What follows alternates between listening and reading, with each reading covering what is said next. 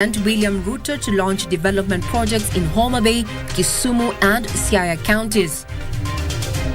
I urge those with information leading to the arrest or capture of perpetrators involved in facilitating the Dusit D terrorist attack to report that information to our tip line. Help us find the mastermind. Kenya and US governments placed a $10 million bounty on Mohamed Abdi Aden, aka Mohamed Abdi Rahman. Catherine was my best daughter. And fond memories of Catherine Kasavuli. Family, friends and media fraternity paid tribute to the late broadcast legend at her funeral service.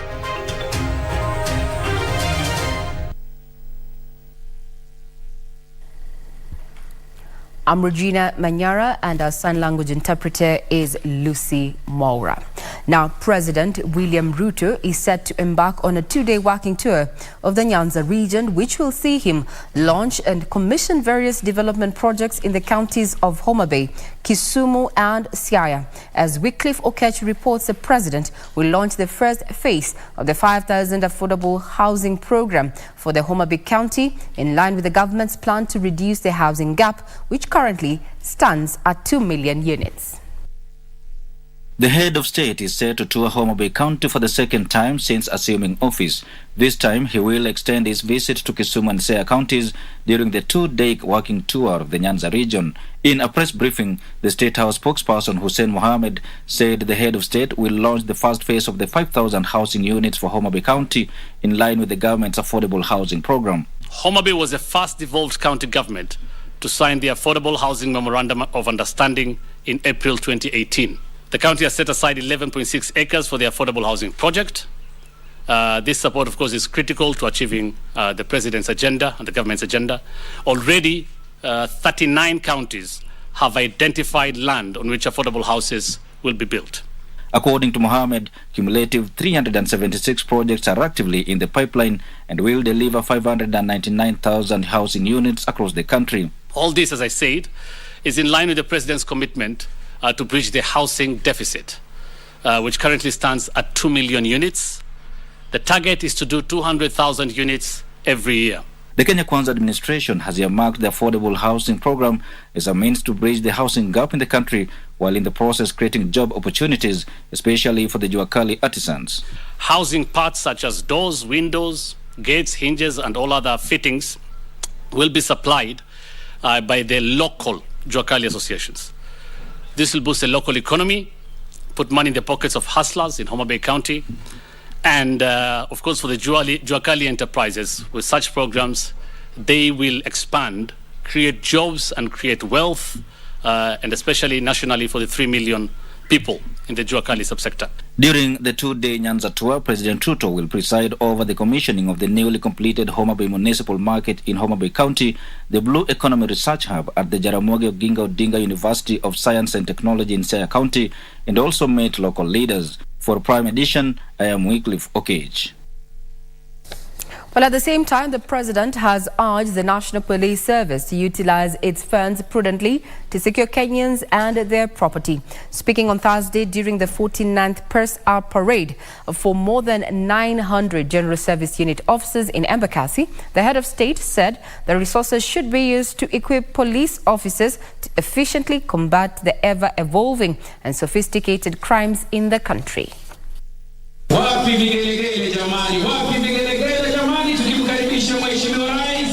After 9 months of vigorous training,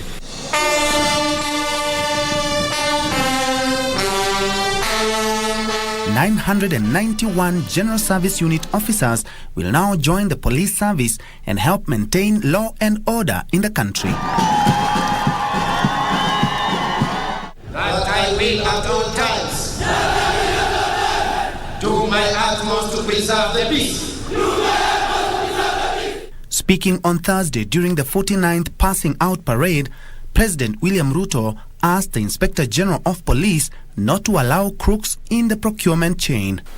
Mimi nataka niwaambie waziwazi mapema ya kwamba hatutaruhusu pesa ya security itumiwe ama iibiwe na mabroka kwa sababu imepelekwa katika ofisi ya Inspector General. Inspector General, uwe mwadilifu.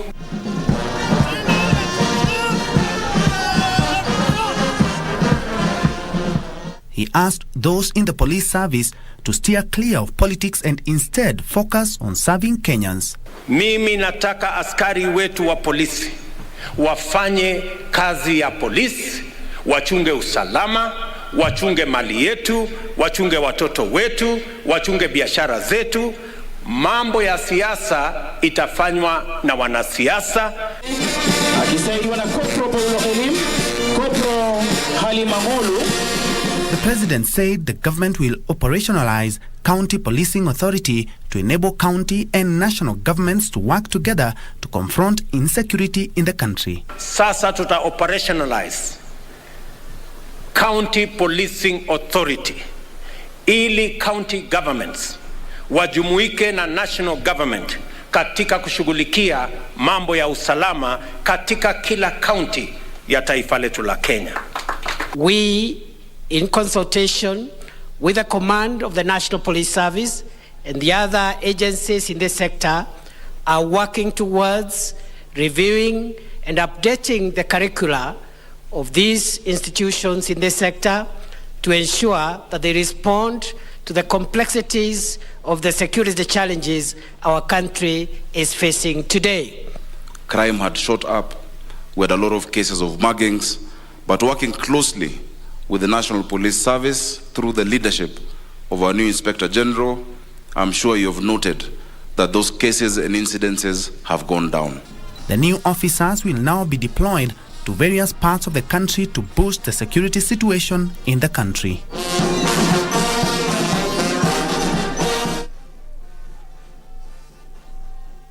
Focusing on security, the Kenyan and the United States governments have placed a $10 million bounty on Mohammed Abdi Aden, aka Mohammed Abdi Rahman, and others who masterminded the Dusit D2 hotel complex terror attack in Nairobi.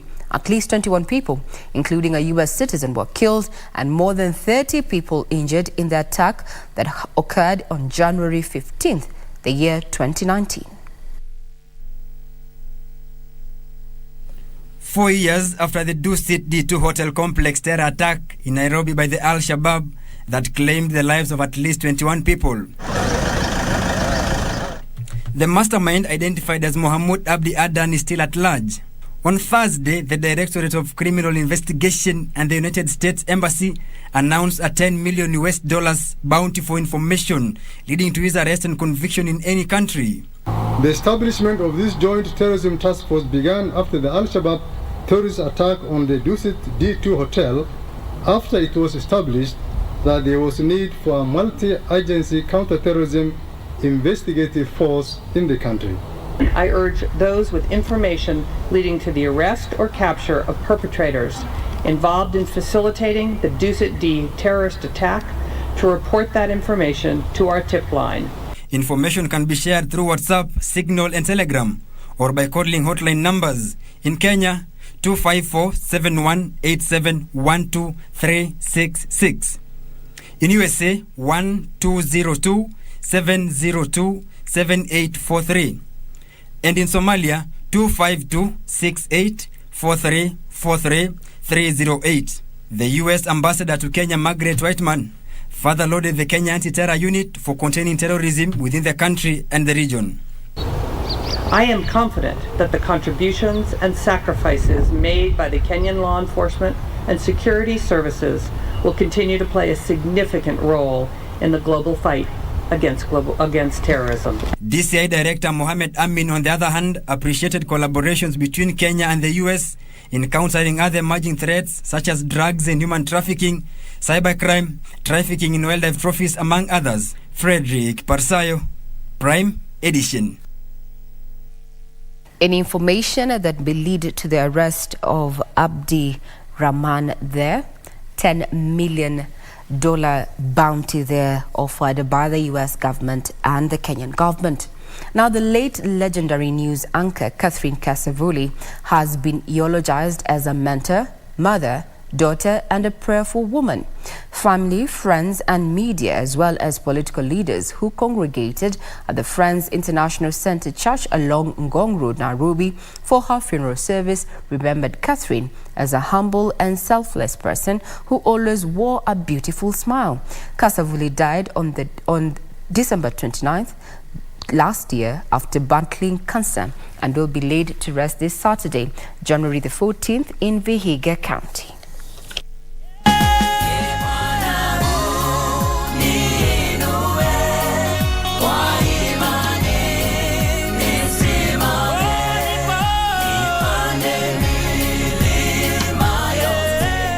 At around 10:30 a.m. on Thursday, the body of the late television Queen Catherine Kasavuli left Lee Funeral Home, destined for Friends International Center Church in Ngong Road, for her funeral service.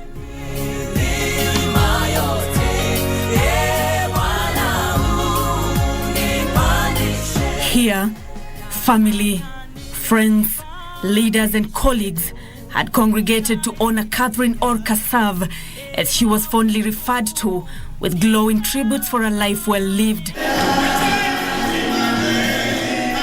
She was very prayerful. She took care of me. She educated me. She made me laugh. She played with the neighborhood kids, and they used to say, "You have the coolest mom out there." She'd come and play shake with us. And one of the things that she really tried to instill in me was humility. Catherine was my best daughter. Huyu mwingine yiko tu ni mzuri. Anakaa Ulaya, ananileteanga pesa. But Catherine was the best. Her life, a life of well lived, and all the positive things that she taught us, and all the wonderful memories that we remain with. She was there for me when I got each of my children. Was very helpful and guaranteed I had a shoulder to stand on whenever I was down. Those who worked with her describing the broadcasting legend as a mentor who loved to uplift others in the media industry. That mom who for over 3 decades in your was in your living rooms every evening of almost every week, delivering the major happenings of the day with a familiar and friendly smile. It's been a big loss to the broadcasting industry. There will only be one Catherine Kasavuli. Kenya Broadcasting Corporation Acting Managing Director Samuel Maina remembered Kasavuli as a dedicated worker who always performed her duties with utmost professionalism. And the wonderful Catherine did good. Whenever she went on air, you wouldn't be worried. She would deliver the bulletin. Catherine trained many people in KBC in the time she was in KBC. A host of political leaders eulogizing the late media icon as a lady who shattered the glass ceiling in her career. A great lady by any measure, incredible soul, amazing professional, who truly shattered the glass ceiling and unleashed the full force of girl power on the screen. Catherine always had a smile, an amiable lady, a person who loved people and loved life, a person who performed her duties with excellence, always ready to help. Let us have a way of ensuring that these heroes that we celebrate in death are celebrated even in life. We want something national, a national monument, something that we can remember Kasavuli for. Catherine Kasavuli died on Thursday, the 29th of December 2022, at the Kenyatta National Hospital at the age of 60 after a battle with cervical cancer. She will be laid to rest this Saturday at Zululu Village in Tigoi, Vihiga County. She leaves behind a son, Martin Kasavuli.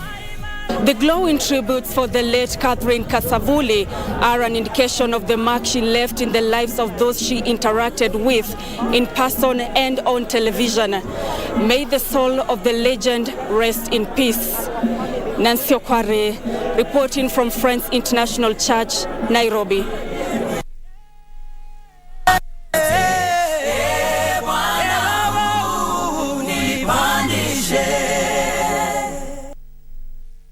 Wow.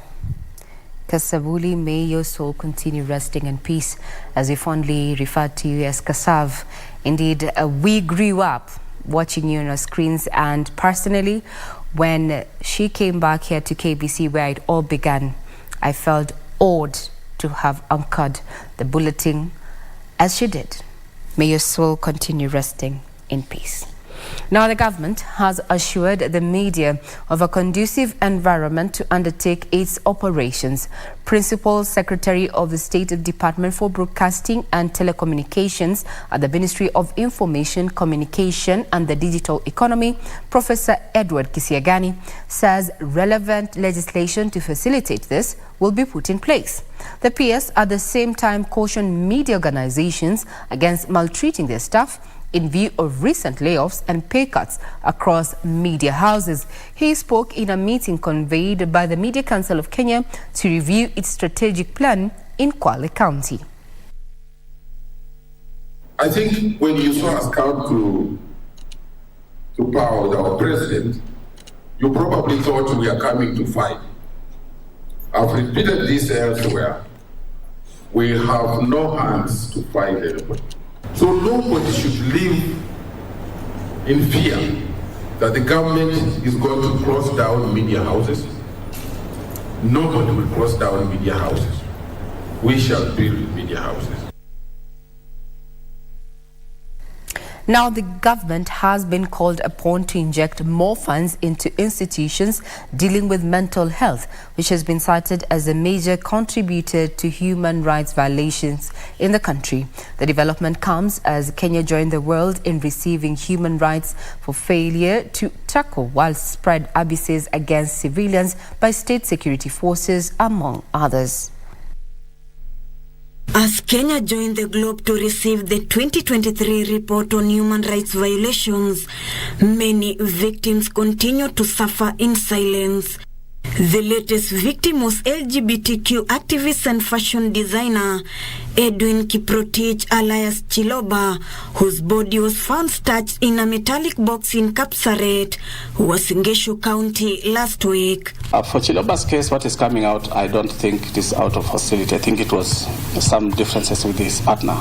But I don't think we can deny the fact that to some extent there's hostility towards LGBTQ, and they probably require more protection. I think we have engaged UNHCR on that issue.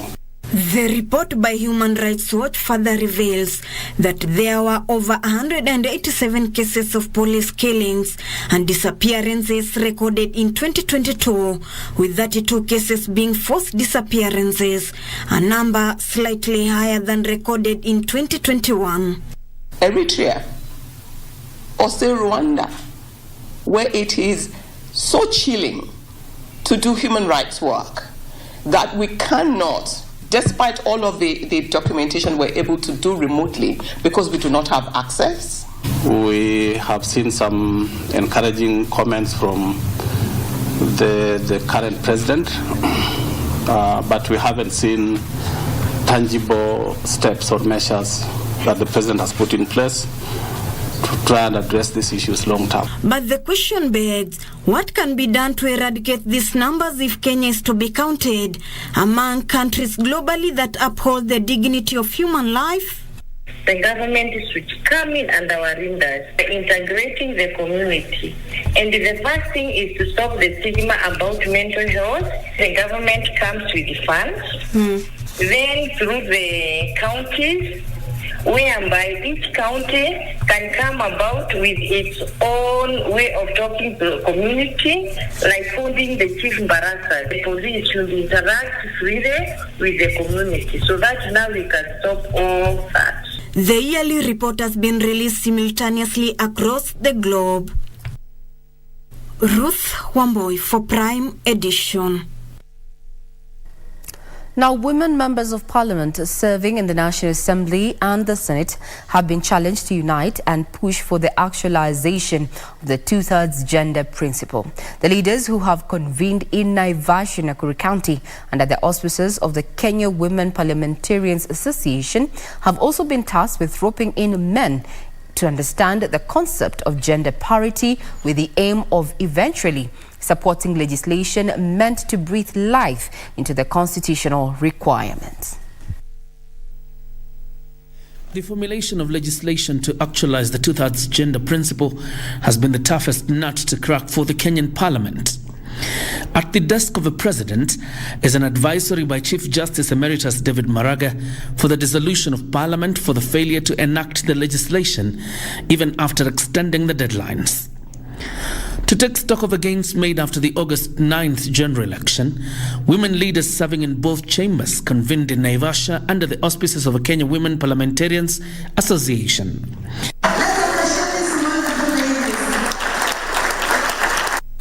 The women leaders being challenged to unite and push for legislation that will finally anchor a formula of settling the two-thirds gender quagmire. Sometimes I even talk to some of you elected women, and they tell me, look, mimi nimepigana na wanaume nimeshinda. Kwa nini wanawake wengine wanataka wapewe bure? I hear that many times. Where pia waende wapigane. So hata nyinyi wenyewe kikulacho kingoni mwenu. Driving change, the value of women in leadership.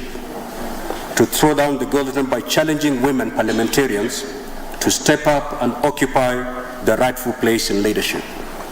History bears elaborate accounts of eminent women leaders who helped make our society a better place through visionary leadership and standing up to be counted when it matters most. Let's do things differently if we want to succeed. We have tried so many times, and we cannot repeat on doing the same thing, using the same model, and think that we will have different results. The speakers further calling on the women legislators to change tact and rope in men in the gender parity conversation. Sometimes I always say, you as women punch below your weight. If you punched harder, you would get anything you want. But we are in a society where we have to coexist. We have to mix, we have to work together. We avoid this push and pull. Like when men see us, are like, they want to take our space.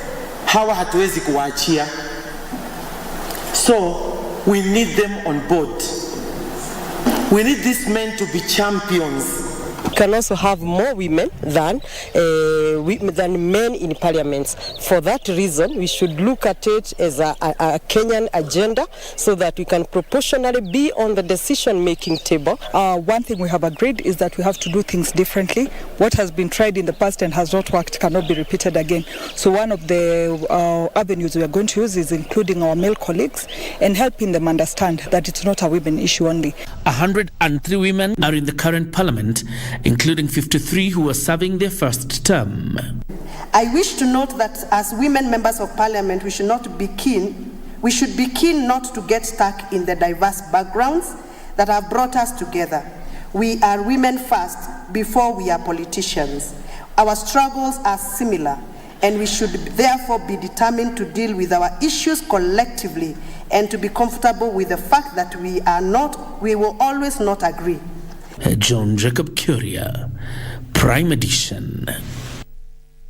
While the actualization of the two-third gender rule continues to be elusive, maybe after this particular congregation then we'll have that change. But for now, we take a quick breather. We'll be back with what has been making headlines. Do not go away.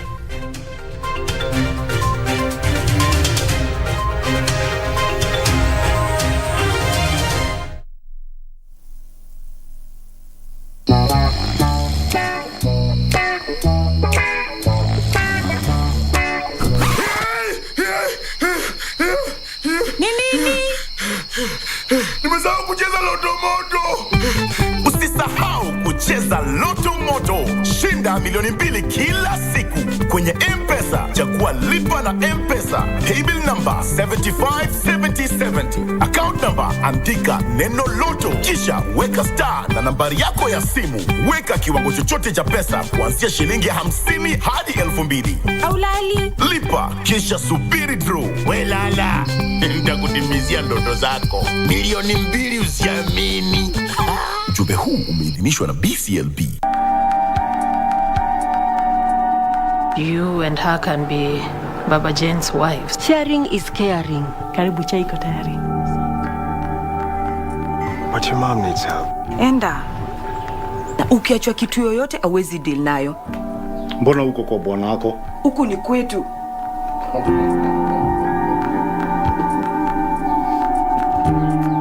I've never killed anyone before. If mom is not happy, I can't be, yeah? Could you please come over? Mark is trouble. Yani utaki niingie hata kwako. Mixing business with personal matters. Baba Jane. I love you so much, Krista. Are you too serious about this marriage business?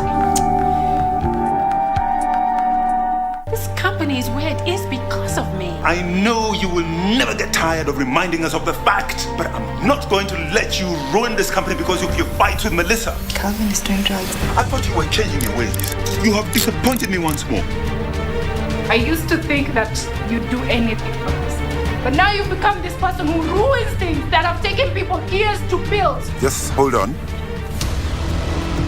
Unanishuku. This is my company, and no one is going to take it away from me. Forget about it!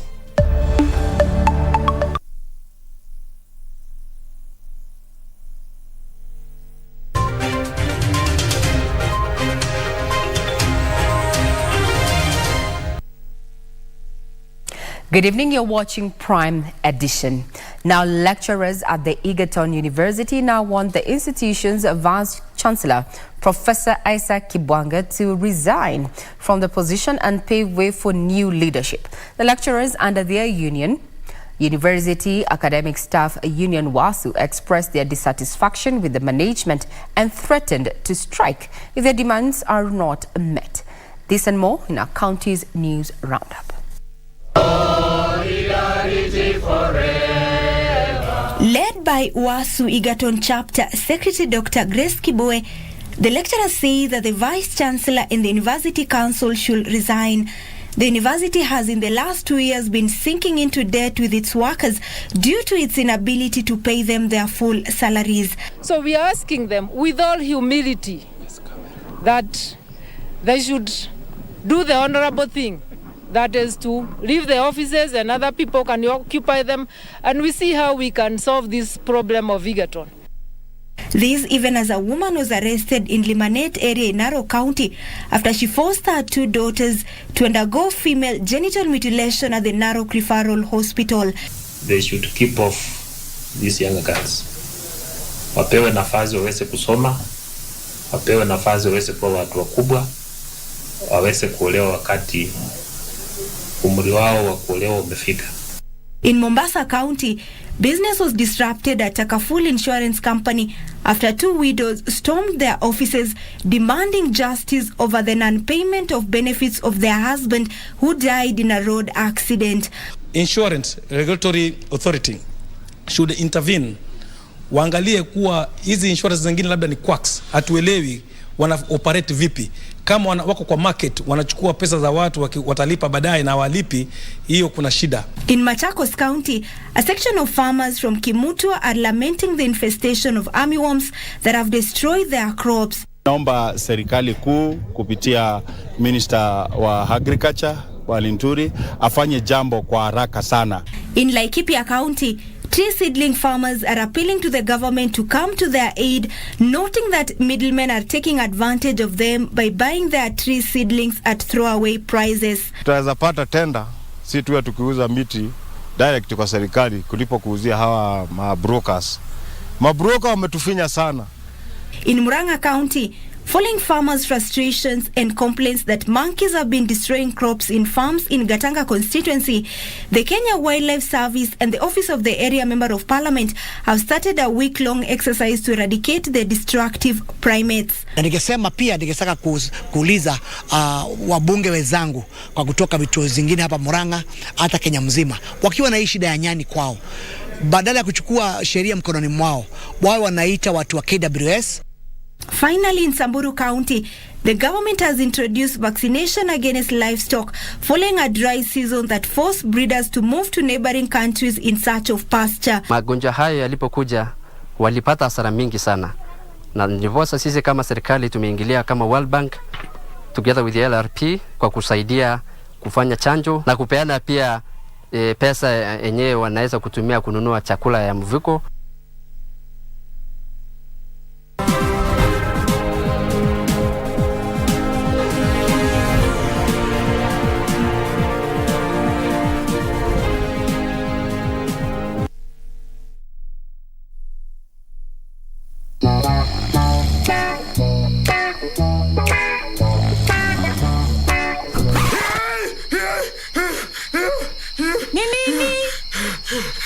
Nimesahau kucheza Loto Moto. Usisahau kucheza Loto Moto. Shinda milioni 2 kila siku kwenye M-Pesa. Chagua lipa na M-Pesa. Paybill number 757070. Account number andika neno Loto. Kisha weka star na nambari yako ya simu. Weka kiwango chochote cha pesa kuanzia shilingi 50 hadi 2000. Aulali. Lipa kisha subiri draw. Welala. Nitakutimizia ndoto zako. Milioni 2 usiamini. Ujumbe huu umeidhinishwa na BCLB. Kiswahili kitukuzwe.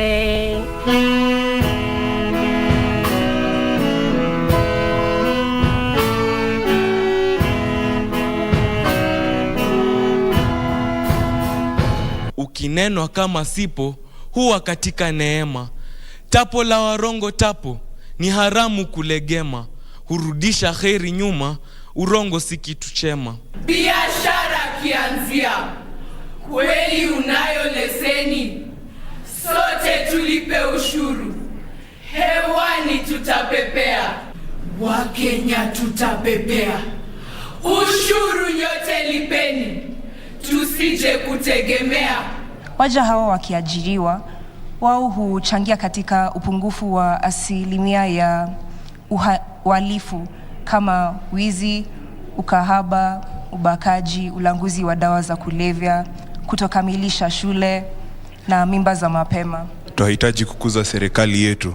Kwa hivyo hatuwezi watoroka wote na kuamua kujiajiri, kwa sababu tunajua ndio nchi isonge mbele, kwa sababu tuwafaa kuandikwa na serikali na kuikuza serikali yetu ya Kenya.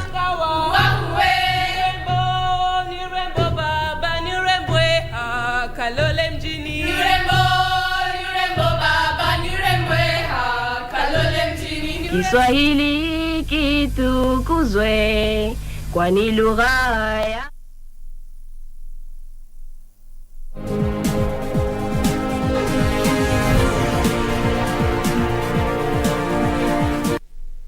Now we speak business. The second phase of the Hustler Fund will be launched next month, targeting to expand financial inclusion to chamas and business groups. Principal Secretary for MMSMEs, Susan Mangeni, says groups will access between 100,000 shillings and 2.5 million shillings to grow their businesses. This emerged during the second day of public hearings and participation forum for the 2023-2024 budget in Nairobi. Over 14 billion shillings from the Hustler Fund has been disbursed as loans since the launch of the program on 30th November last year. The number of registered members has risen to 18 million, who have borrowed and repaid 6.3 billion shillings. And I know when we started off, people had said, oh, Kenyans are not going to repay. But if we look at so far what we're having, the figures we are having shows that actually there was that need of those small limit loans of 500 shillings, 1,000, 3,000 shillings. There was that need in the market. The 50 billion shillings kitty is designed for Kenyans at the bottom of the pyramid and small-scale traders. Now all is set for the second phase of Financial Inclusion Fund, slated to be rolled out next month, as the Principal Secretary for MSMEs, Susan Mangeni, explains. We are right now working on the micro loans. These are loans for groups, small groups, associations, Saccos, cooperative down there. And they are going to range between 100,000 to up to about 2.5 million shillings. She says regulations are being put in place for the rollout of the third phase, targeting the ICT startups by the end of the year. All this achievement has been done without any, in terms of just administering the fund, without any GOK costs, without any GOK shillings. We have been able to leverage on the existing technology and the credit systems in the market, the MNOs and the banks. This emerged on the second day of public hearing and participation exercise for the 2023-2024 budget that had from energy, infrastructure, ICT, economy, governance and justice sectors.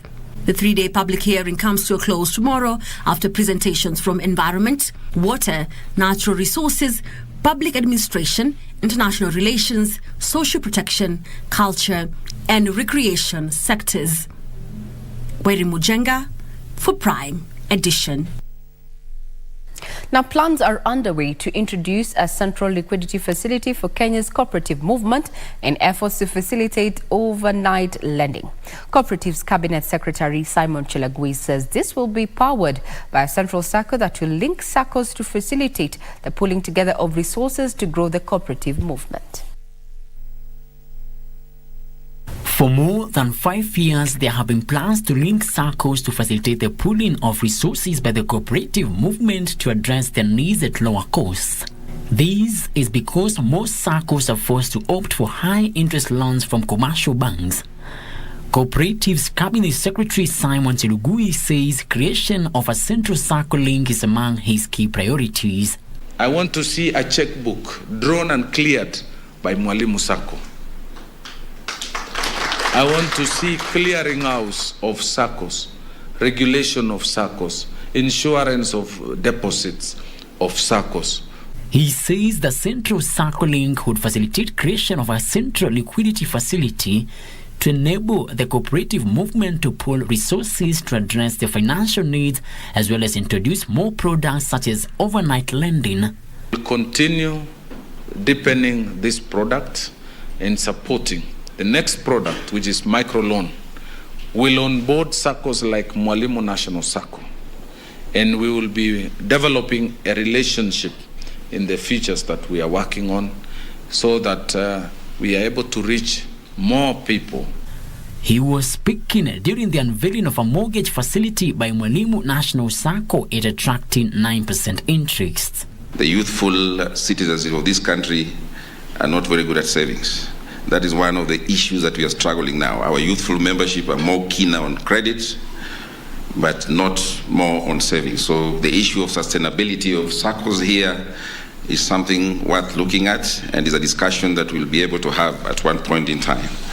Frederick Moki for Prime Edition. The Engineers Board of Kenya has initiated talks with commercial banks to only fund projects undertaken by licensed engineers. The board's chair, Erastus Mongera, says this will help banks minimize losses and instill professionalism in the construction industry. Out of the 5,000 acres under irrigation at the Tana Irrigation Scheme, commonly referred to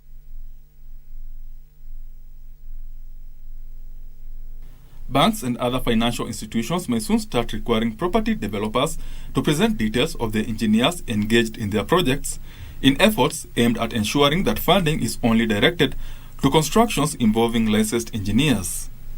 The Engineers Board of Kenya says it's developing a checklist that will guide financial institutions on projects to approve for funding. In addition to looking at the land security and all that, let them also look at what that particular individual wants to develop, whether it is designed by professional engineers and is certified and stamped and is signed off by a professional engineer. The regulator says this will help eliminate quirks in the real estate sector that the board says are responsible for the recent increase of collapsing buildings. Once that engineering document, which will contain the design drawings, it will contain the quantities, it will contain the description of works. The government says it will start enforcing the 40% local content for mega projects in the country.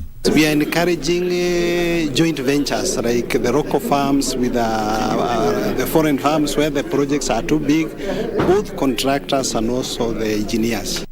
Engineers from Pakistan and Malaysia are expected in the country in June this year to assess Kenya's higher learning institutions' capacity to offer engineering courses and accreditation process as Kenya seeks to be the second country to join the Washington Accord after South Africa.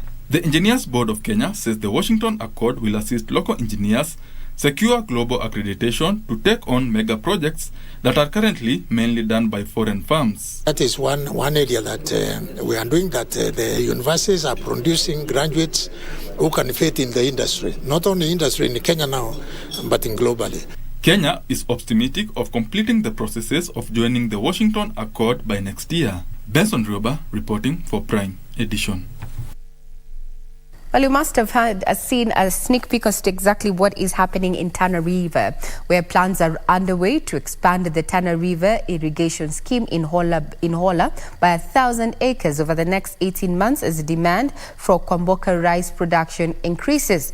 Tana Irrigation Scheme Manager Kiremi Kirega says the expansion will support farmers to increase the acreage under the aromatic rice variety that is gaining popularity at the Tana Irrigation Scheme due to its resilience to saline soil and higher yields when compared to conventional rice varieties. Hibak Said with the details. Out of the 5,000 acres under irrigation at the Tana Irrigation Scheme, commonly referred to as Hola Irrigation Scheme, about 2,000 acres are under Kwamboka rice production.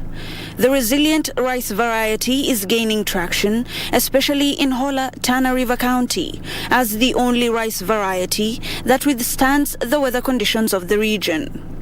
Nancy Miano, a farmer at the Tana Irrigation Scheme, says she came to Hola 4 years ago, and her first harvest was, to say the least, disappointing.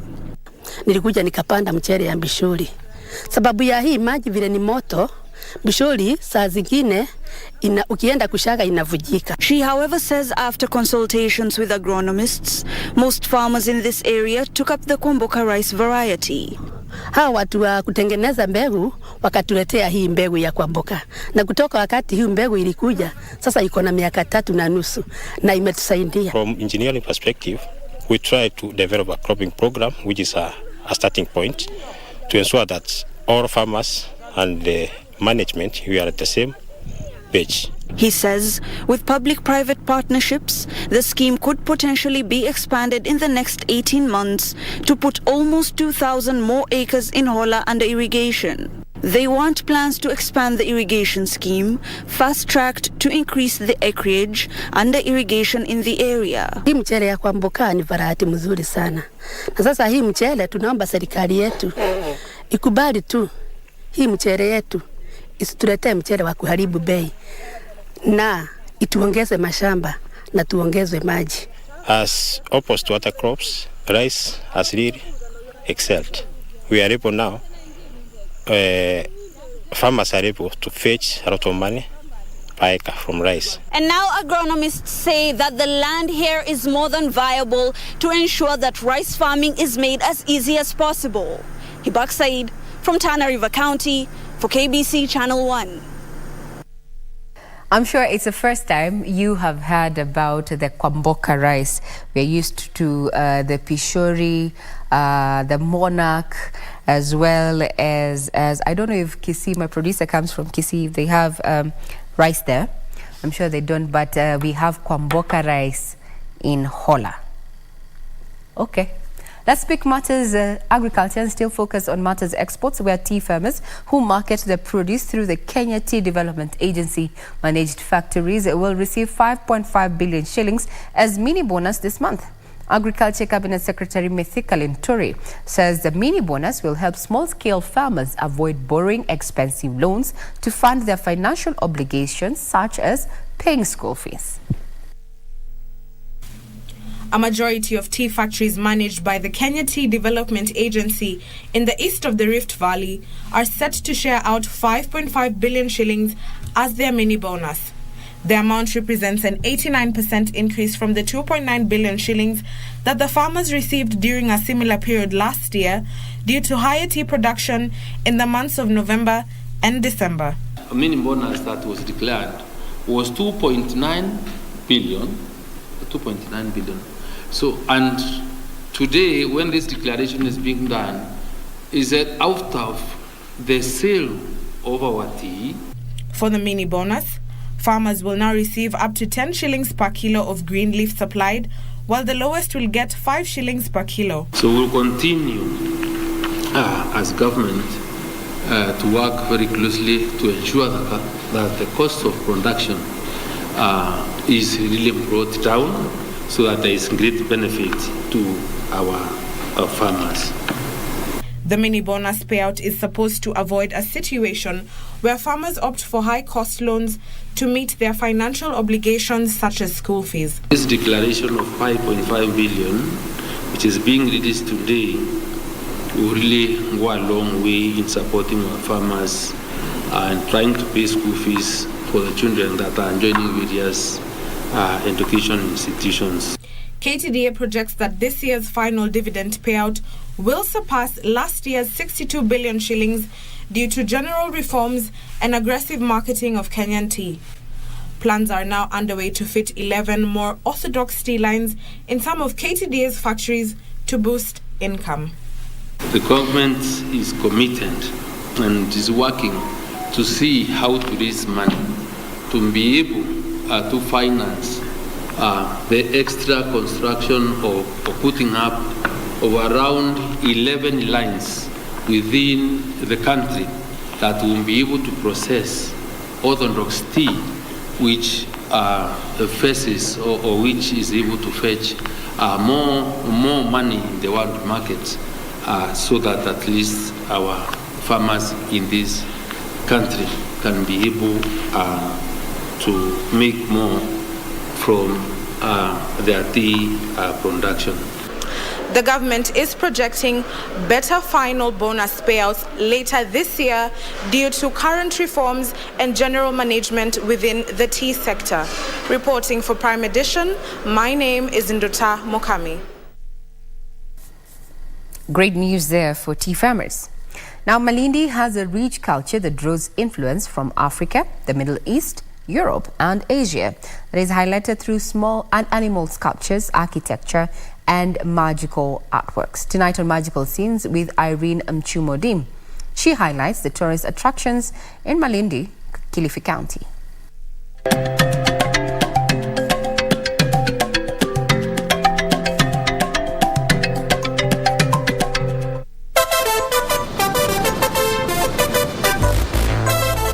The blend of culture and beach life makes Malindi an ideal destination. Picture this, understanding the traditions behind the people of Malindi, getting the concept behind wildlife sculptures in Malindi, and now the beach products.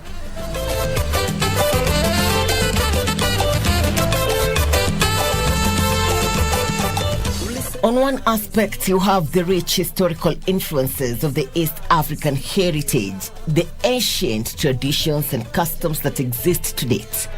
Malindi also prides in a rich Swahili historical culture in which the people here believe it gives them a sense of identity and belonging, besides having a sense of pride.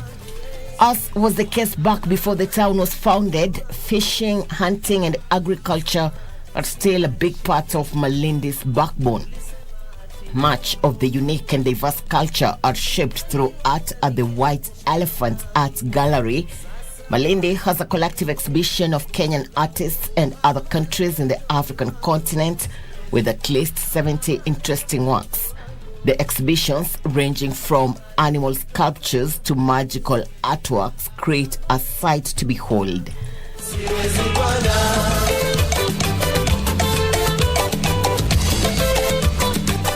We will have animation, journalism, dance, music, textile design. All these things are for people to see, and the festival is dedicated to people of Kilifi, dedicated to young, creative, talented people. So also all these events are just for free to share the knowledge, to share the experience. This is what we want to do. From elephant sculpture, artwork to zebras and antelopes gives one a reason to spend more time in this part of Kenya. The open spaces arguably remove distractions for an art viewer to enjoy and appreciate the work done on the exhibits. The White Elephant exhibits are situated close to the Arabuko Forest and the wonderful Malindi Marine National Park. Malindi is one of the most scenic towns with warm sand beaches, high sand dunes, and close to a vibrant river ecosystem. So we actually took Savannah, one of my friends and dear sisters, face. She comes from the Kiza tribe, which is as close as we can get to Mekatilili. And we took her face and we used her jawline and her cheekbones to create this beautiful sculpture, and which we aim to sink into this beautiful ocean. We're hoping that it can help with the reef restoration and can actually grow and keep evolving and put Kilifi on the map, because Kilifi is a beautiful place and we believe that it can be a model for so many other different coastal towns. People always think of galleries as something that is in a building, and I mean Mekatilili loved nature, so why not take art into nature?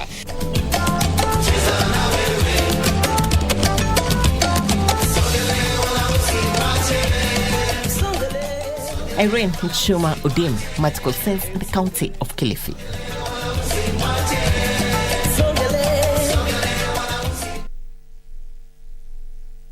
Kenya remains an ideal tourist destination, and if you are looking for a place that is ever vibrant, especially in the evening, is Malindi.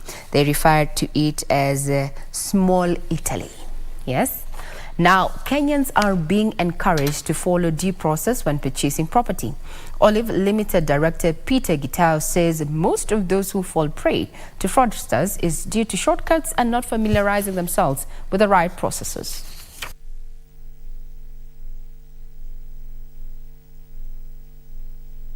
Let him take you to the actual land. This is the land. You identify the land on the ground. After you have identified the land on the ground, go back to the registry in the department of the maps. Buy what we call RIM. Yeah? RIM is a registry index map that shows the actual position of that land and also other details. It takes the environment, the area, big area of where that parcel is. Let them show you or produce the document of authority to sell. The argument they have with the real owner or the vendor of the land. If they have agreed, they have their own agreement, let them show you that escrow account that both parties have opened for transaction purposes of these parcels. So that's an area that people really ignore. Who is really, where am I really depositing this money to? Is it to the owner of this land? Well, now you know. Follow due process. Now, 9 in 10 claims paid by insurers between July and September 2022 were to medical, motor private and motor commercial class of insurance. This is according to the latest Insurance Regulatory Authority report that indicates that the motor classes of insurance business accounted for 47.9% of total claims incurred under the general insurance business. General insurance business paid claims worth 53.25 billion shillings in July, August and September of 2022, representing a 13.4% increase on 46.97 billion shillings paid during a similar period last year. Of this amount, the Insurance Regulatory Authority indicates that medical claims accounted for 23.67 billion shillings, motor private had 13.12 billion shillings, while motor commercial claims had 11.43 billion shillings. Jointly, the three classes constituted 90.6% of all claims paid by general insurers. The data indicates that claims incurred during the 3-month period increased by 10.8% to 56.85 billion shillings. Medical and motor insurance classes maintained a leading position in terms of contribution in general insurance business premiums at 32.8% and 29.4% respectively. Personal accident and miscellaneous classes are the only classes whose premiums decreased by 4.5% and 2.7% respectively. The general insurance business recorded an underwriting loss of 2.26 billion shillings during the third quarter of 2022, having narrowed from 4.13 billion shillings recorded during a similar period in 2021. Dutamo Kami for Prime Edition.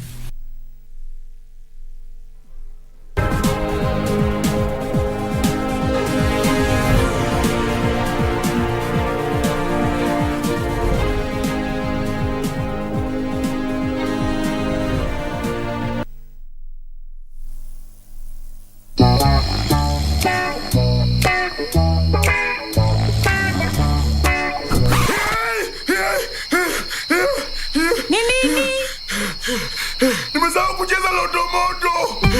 Usisahau kucheza Loto Moto. Shinda milioni 2 kila siku kwenye M-Pesa. Chagua lipa na M-Pesa. Paybill number 757070. Account number andika neno Loto. Kisha weka star na nambari yako ya simu. Weka kiwango chochote cha pesa kuanzia shilingi 50 hadi 2000. Aulali. Lipa kisha subiri draw. Welala.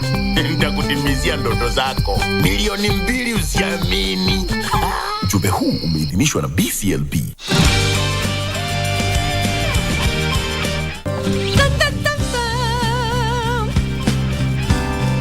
Here's that special person I told you about.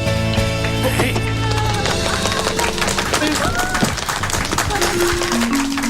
Nice to meet all of you. Really? Cancel? What do you mean? The group has decided the magazine will be shuttered in 3 months. Father's birthday is next week. You remember? You think because you took my mom's place you can speak for me? Charlene, it's been more than a year. You have to face reality. Oh, God.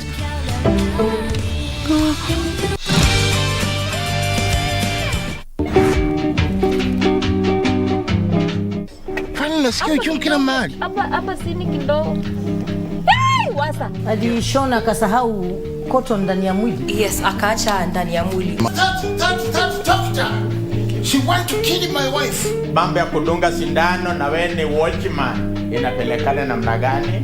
Ulionyesha mimi ni dungange shindano kwa sababu nakuuliza inapelekana namna gani? Inapelekana ni mgonjwa na kudungwa. Mgonjwa kimesa pamba unafanya nini? Symptoms za kumeza na za kuachwa ni very different. Hata kukula pamba ni wewe ndio, you are a doctor. Na wewe ndio hata pipi yangu yuko ndio huyu. Kama hujui kizungu ongea. Okay, don't leave makasi inside the stomach of the human being.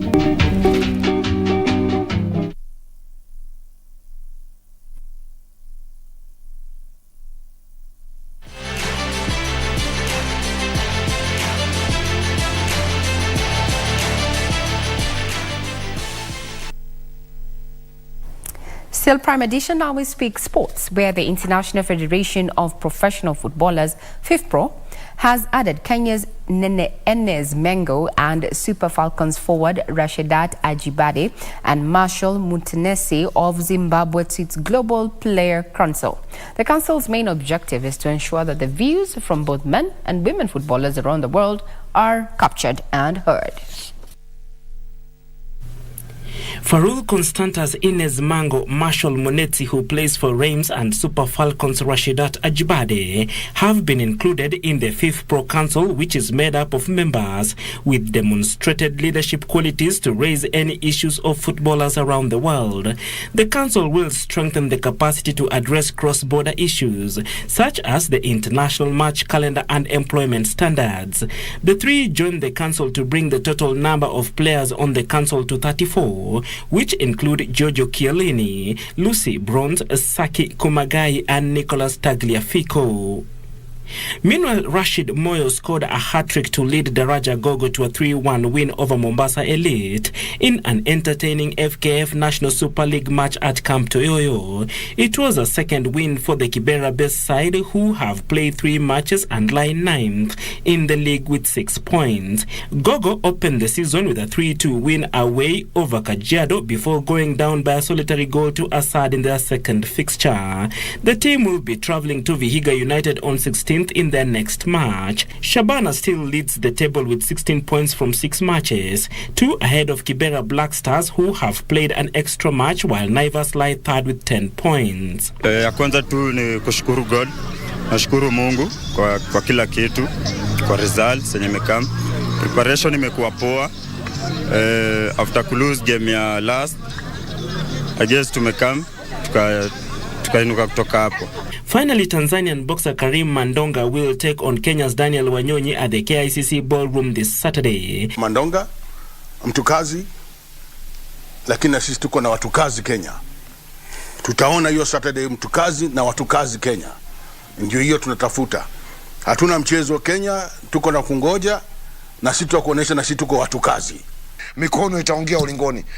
Mikono yako ina kazi nyingi, ina kazi ya kuoga, ina kazi ya kula, mikono ina kazi ya kuandika, mikono hiyo. Sasa ulingoni na mikono itasemaje? Na mdomo hii ni ngumi tu. Hamna maongezi mengi. Hadi za maongezi tunaongea hapa, ulingoni wewe unaenda kuongeleshwa na ngumi.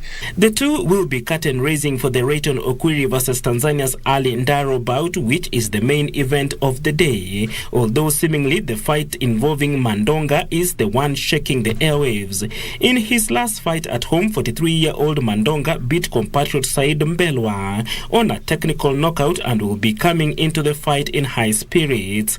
5 other boxers also arrived from Mauritius to join a card that will feature 2 Tanzanians and 1 boxer from DRC against Kenyans.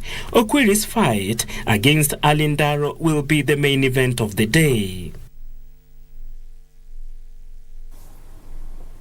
And we'll be there to document that, whether it's going to end in an uppercut or a TKO. We'll be there.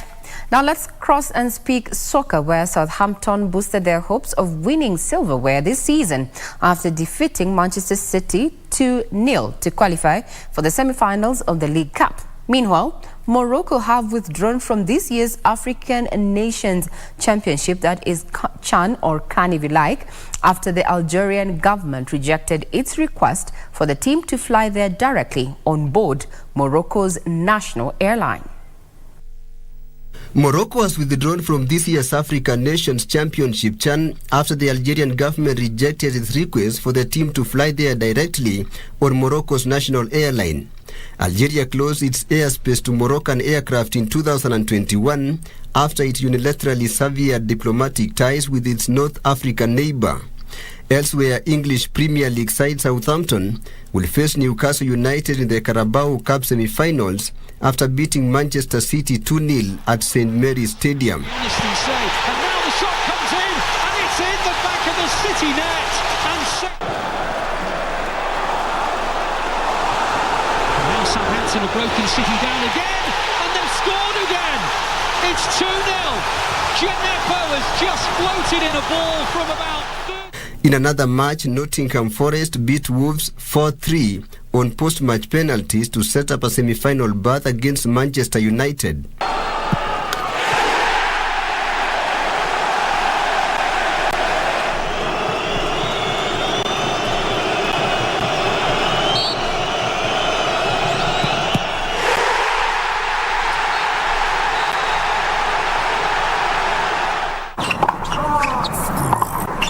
In Masters tennis, Andy Murray and Taylor Fritz registered victories in their pre-Australian Open matches today. Three-time Grand Slam champion Murray scored a confidence-boosting 6-3, 6-3 defeat of Australian world number 24 Alex de Minaur, while Fritz followed up on his team USA United Cup title by toppling Alexei Popyrin. Before we bring Prime Edition to a close, let's just look at what is happening as far as the Premier League is concerned. We take it back all the way to Wednesday, where we had Aston Villa and Wolves score 1-1. That's a 1-1 draw. Then Chelsea on Thursday actually lost to Manchester City 1-0. So will they win their game against Fulham that is supposed to take place at 11 p.m. tonight? Now, Fulham are in position 7, and as far as the EPL table is concerned, while Chelsea are at position 10 there with 25 points. Fulham has 28 points, so you can tell that indeed Fulham is indeed fighting to maintain that lead and hopefully even get to top 5, but we do not know. Arsenal continue being on the top of the table with 44 points. Manchester City second there, 39. Newcastle and 35, as of Manchester United are at position 4 with 35. So we are about to edge out Newcastle. So for Chelsea fans, I wish you all the best ahead of the game, including my director, Amos Ongeri here. That puts a couple matters Prime Edition this evening. Be sure to check out our website for more details, www.kbc.co.ke. Our sign language interpreter has been none other than Lady Lucy Maura. I'm Regina Manyara. Have a pleasant evening ahead.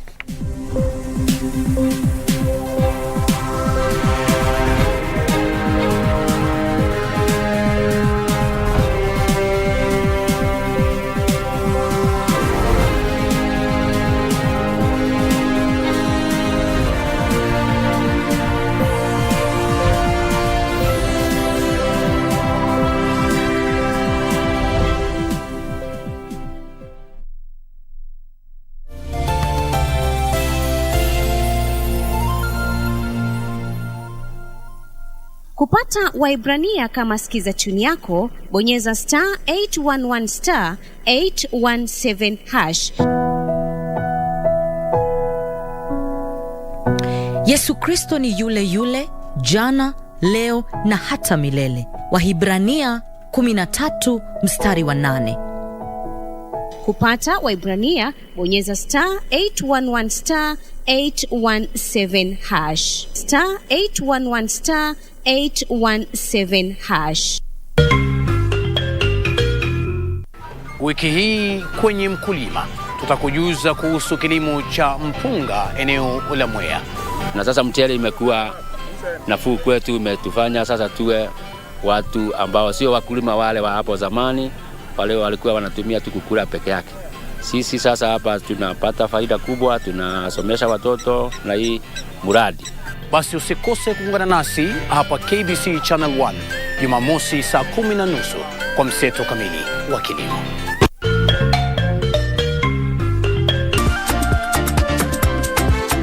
This is the chance of a lifetime. Beige team. Wrong answer. Oh, that is the wrong answer. It's all right here on the Second Chance Game Show.